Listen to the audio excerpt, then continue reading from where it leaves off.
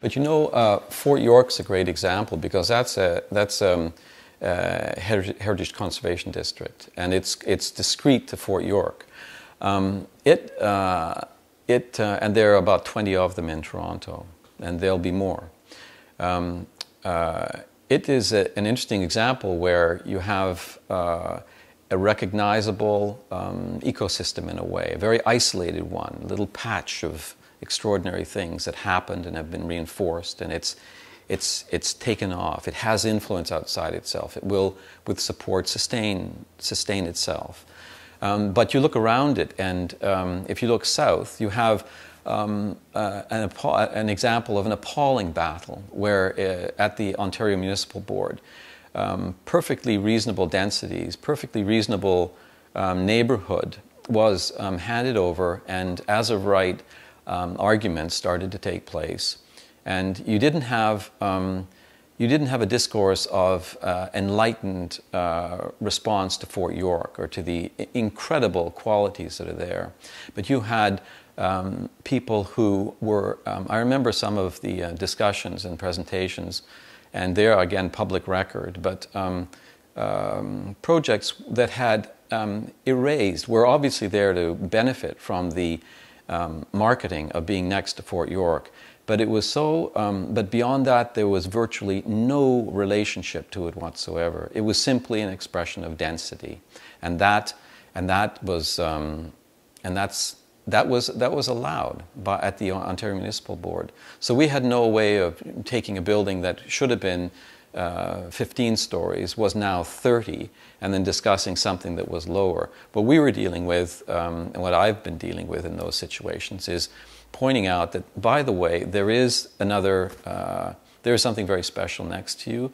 You have an obligation, if you want to discuss public realm, to reflect that somehow in your building. What is it? What is it? Because I don't care about what you benefited from, which is the extra 15 floors. I want to see something at the base of it. Every one of the panel felt this way.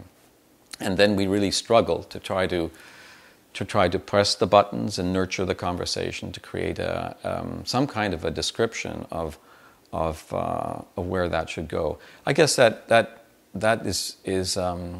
a bit of a narrative about opportunism, I think, which is the underbelly of, which is the chance. You expect that a heritage conservation district of power and of endurance and that would inspire. You would expect that to have a powerful influence on anything that would be built next to it. It would be a privilege to do that. But that neighborhood there, with all its advantages to the people who live there, and somebody should do a survey of whether they are getting what they bargained for. But there you have something which didn't pick up on it, and that's disturbing. That's disturbing.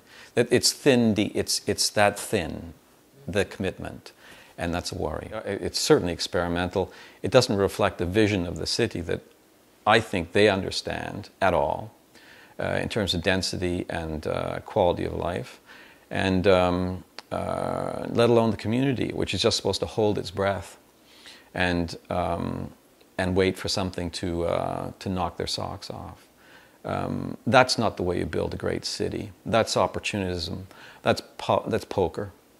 And I think we're paying the price with the densities that are way over the top, with absence of institutions and such as schools and parks. Just an appalling lack of parkland, and the spaces that you get are poorly developed, pattern making rather than true public space. And you have the most tragic thing, I think, that I've heard certainly in the course of some of my conversations, is that there's a discourse of rationalizing these spaces. I remember talking to somebody who was talking about delivering 30% over the projections for density and units per units in a certain area, and that was all that was on their mind, as opposed to where is the library, where is the school, where is the public space, and there was a vague reference to on the other side of the Gardiner. It was unbelievable.